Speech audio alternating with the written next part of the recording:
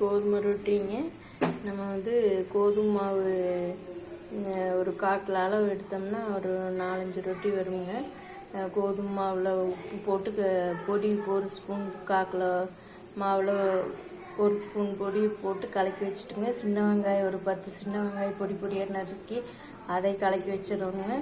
அப்புறம் நம்ம காரத்துக்கு வந்து தேங்காய் ஒரு 4-5 கீத்துங்க, பச்சை மிளகா 1, கருவேப்பிலை தழை ஒரு கொத்துங்க. நம்ம மிக்சியில் அரைச்சிங்க, அதையும் கூட கலக்கிங்க. நம்ம சப்பாத்திக்கு பிணையிற மாதிரி கெட்டியாக வேண்டியது இல்லைங்க, கொஞ்சம் தளர்வாக பிணைஞ்சுங்க. உருண்டை பிடிச்சிங்க. நம்ம இந்த மாதிரி பக்கத்தில் தண்ணி வச்சுக்கணுங்க. தண்ணி தொட்டு தொட்டு நம்ம அப்படி அமுத்தி ஒரு ரவுண்டாக உருண்டையாக வச்சுட்டு அமுத்தி விட்டுருங்க.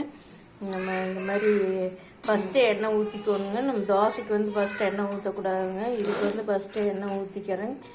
அப்புறம் இந்த மாதிரி திருப்பி போட்டுங்க. நம்ம மூடியும் கூட வச்சுக்கலாங்க. சிம்மில் வச்சு நம்ம வேக வச்சு எடுத்துக்கலாமுங்க. நம்மளுக்கு கோதுமை ரொட்டி ரெடி ஆயிடுங்க.